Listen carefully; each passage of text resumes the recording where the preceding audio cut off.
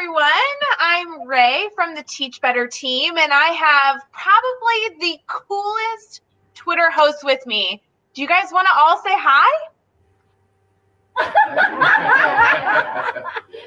Look at them. They're like camera shy. We are going to have some fun chit-chatting, guys, so you got to warm up and speak up. We got this. It'll be great. So you guys are from Grove City College. There's a bunch of pre-service teachers, and of course we have Kristen Nan, and you're a professor as well. We are so excited to talk about how incredible this chat was. But before we get into any details, how did you guys feel for some of your first Twitter chats, right? Guys, how did you feel? Yeah, they were super overwhelmed. So it was like, oh my gosh, how do I keep up? Like, because that whole, tweet deck feed is going like crazy at one time. And I'm like, it's going to be okay. Just, it's all right if a few go by, or 10 or 20 or 30. So yeah. Oh, thanks, Susan. Yeah, Susan says the chat was amazing. And Chad is in here as well saying, hey to all you guys. I know that he was talking to me earlier about how much he loved the chat. So fun. Well, it's funny because you guys were talking about how it went so fast, and we feel that way every single week. Every single week, you're like racing to answer. You can't get everything, which is actually why we love the recap after, because I usually participate in a completely different chat than the other people I'm talking to because there's so much going on. You're not able to dive into every conversation. So to be able to kind of talk through what other people saw, usually you can get a more full picture of everything that was going on. And this one was absolutely a busy one. We were trending, and there were so many great answers to so many of your incredible questions. So I know we have a lot to talk about tonight. We do, for sure. So Tiffany wanted to pop in. She said it was literally one of the best chats we've ever done. I couldn't agree more. This was so cool. Gotta take that risk, right, Ray? So good.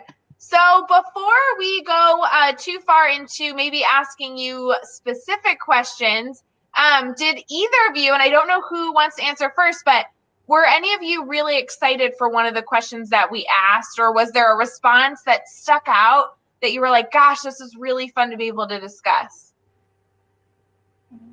I like the question talking about like what was disappointing, their most disappointing experience, because we're human as educators, and seeing that other awesome teachers out there have also experienced a lot of difficult times, and that you really need to reflect on it and find connections and other people to really help you build off of these difficult times. I couldn't agree more. I feel like some Twitter chats either have questions that are very comfortable for people to answer. Mm-hmm. That one made people very uncomfortable. It made me uncomfortable. I'm like, gosh, I have to tell you what failures I've had, what disappointments I've had. And it really kind of made the chat very serious for a moment in time. And I thought that was so powerful because, like you just said, to echo your message, I think it's great to be able to humanize all the incredible teachers we're connecting with on Twitter. There's teachers sharing the incredible things they're doing in their classroom, but you want to know that there's that other side too. What struggles have you had? What have you been able to overcome in your career? So I couldn't agree more. Did anyone else in your group enjoy that piece? Did you see a tweet that you were just surprised by as being a struggle for a teacher? Ray, that moment that you're talking about, it hit. And I don't remember exactly who tweeted it out, but it was a moment of, he said, I can't even talk about it. Like, it was that hard, he couldn't even talk about it. And I literally stopped, it choked me up. And I had to stop the whole entire room. And I said, even if you have to take your fingers off the keyboard at this moment, that's how real it is. You will have moments like that it's so real when you're working with children. No, I couldn't agree more. I mean, I was going through my own experience that I could share, and truly, some of them hit so close to home because we care about these kids so much that having to then admit to and relive that experience can be so challenging. Absolutely. And then, you go beyond the children. I mean, your love is there for them, And that's why you go out after you graduate and you're ready to get out there and like take this world and make the biggest difference ever. And then someone rains on your parade. Somebody tells you no. Somebody, they tell you it can't happen. That you're crazy for even coming up with that idea. And when you have that pushback, it's how are you going to handle it? What are you going to do at that point? What are you going to do? And that is that moment that can be so discouraging, and you have to be able to say, like, I got this. I'm taking the chance. And that's actually a part of the question I loved. There was two parts. It was the first question got very serious, but then the second part was, what was the solution? What did you do? So did any of you see a tweet that you said, oh my gosh, this was so inspiring, or this was a great message from anybody?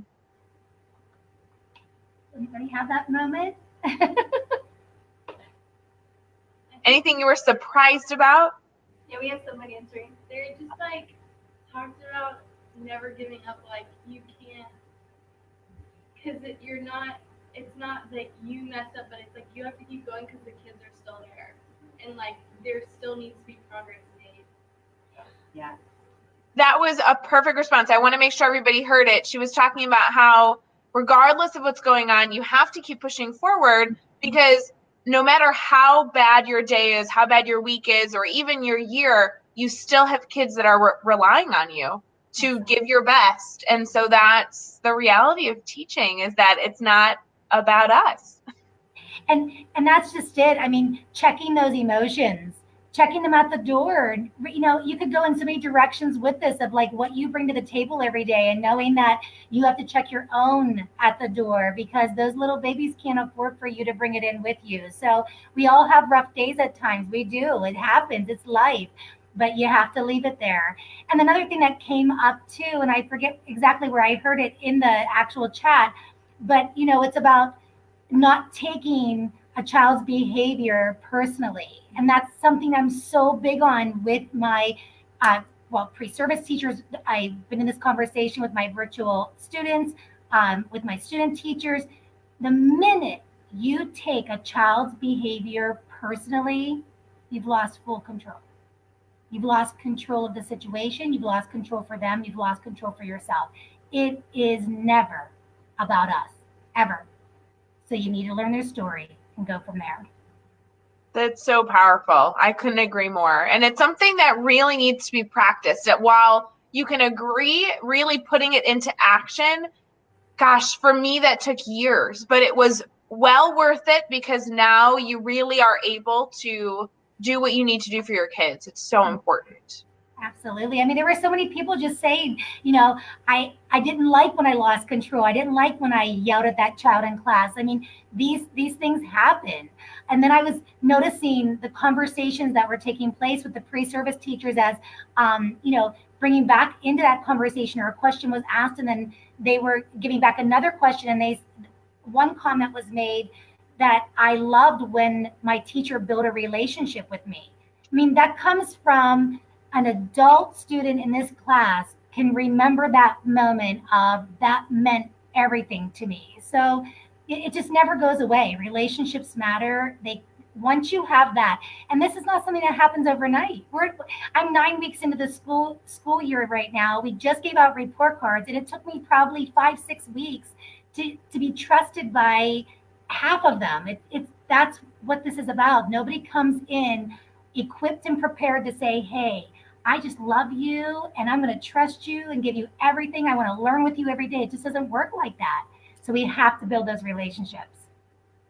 Tiffany has a great question for all of you. So she wants to know, did anything in the chat scare you? So hearing the real and the raw, you really not only asked great questions for educators, but you really got some good raw responses. So was there anything that was a little intimidating or kind of made you sit back in your seat as you were typing away saying, oh, that's what I'm getting myself into? I think that goes back also to the second question that we were talking about, that students are also, students, they're teenagers or children. So they have all these different wide range of emotions, and as they mature, and so they will do a lot of nasty things at times. But then we have to understand, although teachers, we are superheroes, we also, have this humanity to us, and like we have kryptonite, we aren't just Superman, we're also Clark Kent. And so that's why we need to find these positive connections with each other, and being, because we're always going to face setbacks, and so we have to find things that are going to be positive to us, just like when we connect with our students and we find positive things for them and their interests, we need to also keep that in perspective with our lives to keep us going and keep that positive feel going in our classrooms. I love that. Anybody else? Oh yeah, I think it was intimidating and exciting at the same time, because like hearing people's stories, it just makes me really excited to be in the classroom. But at the same time, you're like, oh my gosh, can I handle this? Like, will I be able to make it through those kind of things? So, yeah. I think, and I think too, it's like the chat itself. I mean, it was like, oh my goodness, how are we going to handle all these questions? Will we get through it? But like I said to them, we're better together. And that's the one thing they need to remember, is that they will never be alone. Like right now, they have a relationship that's starting with all of us. So they don't have to walk into that classroom by themselves. They have Ray, they have Kristen, they have Sam, they have so many people, and we're better together. And when we remember that and we network and we connect, we're powerful. We are a powerful force to reckon with. Well, and I think that was one of the elements that I regretted not knowing in my early years in education. That was something I actually answered in one of the questions that said, what was something you wish you knew when you left college and entered into the education realm? And for me, it was, I didn't realize I had so many cheerleaders out in the world that I hadn't yet connected with. I didn't realize that the network didn't have to exist just across the hall, but it could exist virtually anywhere. And that is so important. It's something that Kristen Nan and I have been able to talk about a bunch, is really making these connections. It's not just for your class. It's not just for the ability to get a taste of what education might be like when you get in the classroom, but these are the people that when you're struggling with that student, that you are taking it personally, when you are needing to leave your struggles as a person at the door, how you can problem solve through some of your struggles, these are the people that you can reach out to get those answers and to help you just excel in this field. Absolutely. And, when Sam and I were at dinner tonight, we were talking about like when we graduated from college. Look at Susan. She's like, I got your back. And she does. Like, that is it. When we were at dinner tonight, we were talking about when we graduated from college, we're not sure if somebody said it or if it was implied, but like we were supposed to be equipped, like ready to go full force, like in that classroom. And there was something that made us think we had to know everything. Like we had to know everything. We had to know how to fix everyone's problem. We had to know how to have like that perfect scenario of classroom behavior. Like everything was supposed to be this well-oiled machine, because we just took in how many years of education, and now we are like, the albeit. And we put that pressure on ourselves to go in, and then you get there and you have your naysayers waiting for you to mess up. And it's a sad truth, but there's always that handful that might be just a bit insecure, and they're like, here's that newbie coming, and you know what, they're going to make that mistake. And that safety net needs to be there. And you know what, in education, it's there now. It is there. You got to find your crew, you got to find your people, and you have to have them there to catch you. The thing is that back in the day, I never realized that I didn't have to know everything. Like, wow, hello, that's a little bit of pressure, right? Like crazy. Whoever told you to know everything? I know. And I still, when I entered the field, I knew that I had to be confident in what I was doing. I felt like I had to know everything. And when I was challenged, it felt so defeating, because I just assumed that I had to know. So right? I was faking it rather than asking questions, growing and learning. Being able to know that you are constantly learning in this field is so invaluable. Right. And then you're in your first year or two, and you're a little intimidated to go to someone and say, listen, like this isn't going so well. Like, what do I do about it? Because you're supposed to have the answers. But you know what? I'm just so grateful that education is on a different path. I'm so grateful that we're breaking down these barriers and these walls, and we're allowing other voices in to reassure these pre-service teachers that you don't need to know everything. You come equipped the best you can, and you will have your crew that will learn with you side by side, because it doesn't matter how many years, you are still learning, because you will have a new child, you will have a new class of children. They are different every time. They come totally loaded with a whole different set of personalities. Everything's different all the time. There's no possible way to know it all. Not going to happen. So true. So I know that I have a Twitter specific question for all of you, but before I ask that, is there any other questions that you posed to the group tonight that you were just so surprised by the responses, or maybe you didn't get the response that you expected? Anything else that you want to share out that you just felt like you were surprised by through this experience? Any other surprises? Sam, how about you? Yeah, so I had a surprise how well the pre-service teachers responded to the answers being posed. Mhm. They asked fantastic questions that were on target, that were Mhm. insightful, asking for information. If they didn't, like there's some acronym, what's CIWP? I don't know. So I have no idea what it meant. Like, ask them for more information. 'Cause I don't know what that means. But like continuing to grow and learn and building their PL and having like great answers to, and even follow-up questions to the answers posed by the practicing teachers. It was really neat to see in the beginning when people were posting their introductions, where they were from, and seeing, oh, yeah, the person's from. Yeah, it was crazy. But that's so cool to be able to connect with those educators in a way that I think, like we were talking at dinner, Twitter is like the equalizer. You don't, like when you're in the chat, you don't know that you just talked to an administrator, superintendent, a principal, a teacher, an instructional coach, whatever. You're able to add to that. And I think that's so powerful as pre-service teachers, having that voice, having that courage to do it, and sharing your experiences. So cool. And so cool. it's the simplest little things. Like Sam just made so many good points. And the one thing that like I'm thinking of is when someone said, "What's SS?" And I'm thinking to myself, "Oh my goodness!" Like those are the little things that like keep people from jumping into a chat. Because if you don't know this lingo and language, it's like, what is going on here? So we had to have this little moment of like SS means students and PS means parents. But those are the little tiny things. But if they wouldn't have, wouldn't have that moment where they spoke out, I would have had no clue they needed to know that information.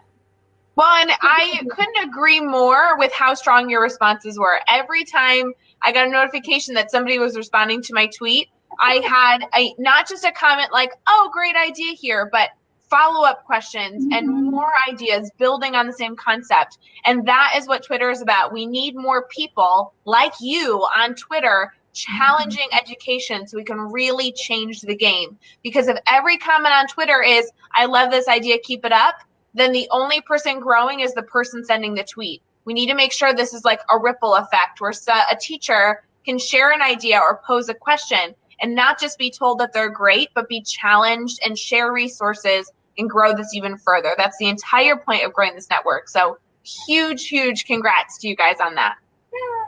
Yay, good job, guys. Good job. What you guys think, anything interesting, and like, wow, that's a great thing I might incorporate in my classroom. We can't hear you. Do you mind talking a little louder? Sorry, I really want to hear what you're saying. No, that's So okay. I'm just asking them, like, anything that they learned from the chat that they can incorporate into their classroom, or any great idea, or any strategy, or something that they can bring back from the chat to their future classrooms. That's just what I asked them. That's all. I thought it was cool that a lot, like a common theme was like making sure teachers like make time for themselves too, because I think me personally is a person who just spread myself too thin, but that's cool that like other people are experiencing the same thing, especially in the teaching profession, like making sure teachers give themselves time for themselves, because we're all passionate people and we want to do as much as we can, but there also has to be a balance. Kristen, I don't know about you, but that is like what I'm working on. I'm trying so hard I just did a live chat with one of my colleagues, Brian Zwemke, and the topic was work-life balance. I'm like, oh my God, no. You know, there's always something that, takes that hit. You think you have it, and that pendulum just swings a little bit over. Something else is going really great here, and you want to embrace it, and it comes at the cost of just a little bit of something else. So keeping that balance. I mean, she's spot on when, your passion. I literally blogged about it. It's a blog. When passion knocks you off balance, literally. It's legit. I mean, like, it happens to us all the time. We have to pull ourselves back in or have somebody else do it for us. But it's so important for that reminder. I feel like sometimes you get swept up, and you will do this when you're in the classroom. You'll be swept up in what's going on, and having the reminder of it's okay to take some time for you. I mean, I'm years into the field, and I'm still sitting back saying, how can I do that more purposefully? Because I still have not found that balance, but there's such good value there. So as you guys start dabbling with all these pieces, finding that balance is so important. So keep that as a focus as well. Definitely. So I want to make sure, any other thoughts or comments, because then I have a very selfish Twitter chat question that I know a lot of our listeners are eager for me to ask as well. But anything else from the chat that you just felt like, wow, this was so cool. You really enjoyed something very specific. Maybe you followed somebody that you were excited to connect with. Obviously, I'm putting you on the spot for that. I'll be very honest, they were so overwhelmed. And we are having class tomorrow at 8 o'clock in the morning to reflect and kind of like digest and put this all out there. And because it's so much. I mean, you're blazing through. Like, the minute you think that you've gotten through some, you realize you're like 3 screens behind. So it is a very overwhelming moment. Well, my recommendation, when you guys do your reflection, tweet out your reflection notes, like tweet out what your thoughts are, because the big question I want to ask you is, we have a lot of people in our Teach Better team, in our network, that are not on Twitter. They're connected with us on Facebook. They're connected with us on Instagram. And we keep pushing them, try Twitter, try Twitter. And overwhelmingly, the response of people that haven't yet done it is because they're scared. And it's not scared in a, how you fear the dark or spiders, but it's very overwhelming. They don't think that they'll be able to get enough out of it. They're not sure where to even begin. So as people who just took this plunge and maybe did something a little overwhelming today, do you have any food for thoughts or recommendations for the people that are part of our network that haven't yet dabbled in a Twitter chat? What are the benefits? Why should they take this plunge and try something like this? And what recommendations do you have for them so they don't drown, but just get started in the process? I think it's helpful if you're doing like a really big Twitter chat. Oh, sorry, we can't hear you too. So sorry. One more time. I was just saying, like, I've done a few Twitter chats so far, and at first I really tried to keep up with every single one. Like, this one was completely impossible. I schooled up, I thought I was doing well, and then I had plus 100 more. But just liking and retweeting things, because you can go back to whatever you liked and retweeted on different tabs and look at it again and see, like, if you want to follow different people or respond to a comment later. Usually answer. And we do that all the time. I'm not sure if you heard the end of that, Ray, but she's like, you can come back to it later. I mean, how often do we say that? We have to come back to it later all the time. Every week. So I think a really great takeaway there was, like, do it at your own pace. Like, it's okay if you don't answer all the questions. It's okay if you only get in there for one. It's okay to just get in there. It's just getting the experience. So I love that. Taking it at your own pace, coming back to it when you need to.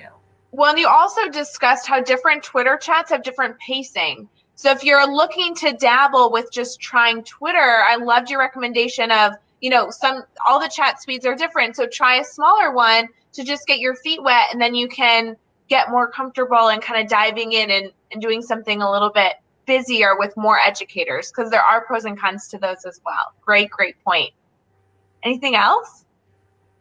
Sorry. I had a smaller chat as my first one. It was just like a games for ed, or I think that was what it was called. And it was really helpful to just do a smaller one and just have it slow paced, like you said. And it was really cool just seeing the different ideas teachers have. And just from a pre-service perspective, I'd love to use those ideas and connect with those teachers. So really, if you just want to sit back in a chat and just kind of go through it, that's still helpful. Well, and sometimes to slow down a larger chat is exactly what Kristen just said, is to go back after it's done.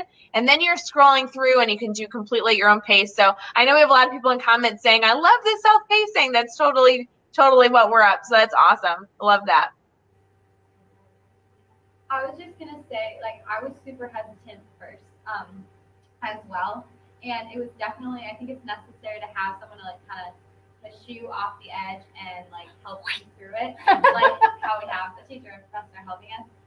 And I also didn't realize how being like on Twitter could potentially like connect you with a future like principal or someone who can hire you from my side, but also like looking for great future teachers from the other side, administration side, is also really huge too.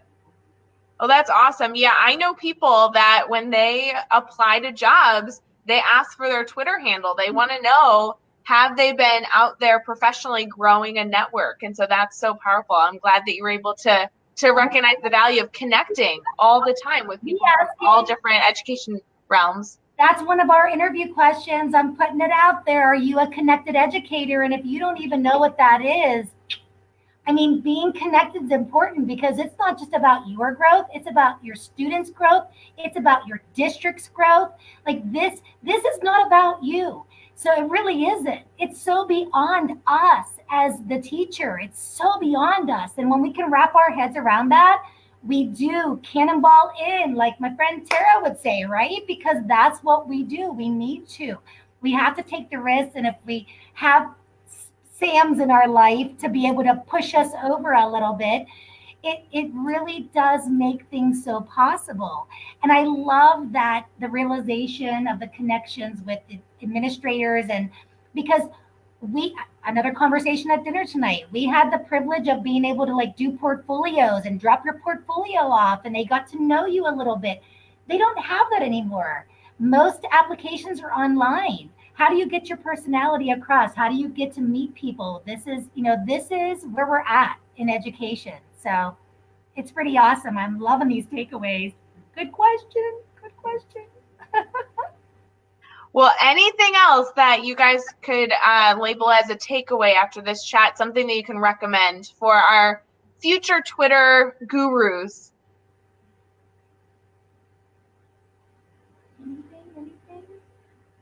Anything? I heard that you used TweetDeck, so that was a website that you guys decided to use to kind of manage the whole element. How'd you feel about that? Well, yes, as you guys do your reflection tomorrow morning, we'd love to hear more. If you have any reflections specific to Mastery Chat, I hope that you consider tagging me and Kristen, Tiffany, Chad, Jeff, our Teach Better team. We'd love to make sure that we see your reflection. So if you give us a little tag on your tweet, that means that we'll make sure that we see it and hopefully continue this conversation as it grows. And we're always here to help. So this is just the start of an incredible beginning. That's I literally was going to say, Ray, this is just the beginning, girl. This is just the beginning. Yes. You wait. This is life-changing for education right here. Thank God we got it on live video. I know, right? Come on. Well, thank you guys so much for being a part of this chat. I'm so honored to be able to be a part of this experience with you, but also to learn from you. I cannot wait to go back after we get off from being live and go look at everything that I missed during this chat, because I know there was a lot. It was so filled with positivity and resources and stories and honesty and raw elements of education. I cannot wait to experience it even further after this video ends. But I just want to thank you again for continuing our connection. Kristen, thank you. Sam, thank you for everything you guys do for future educators. I can't wait to change the world with you. And until next time, guys, we will see you later. All right, thanks, Ray. See ya. Bye, guys.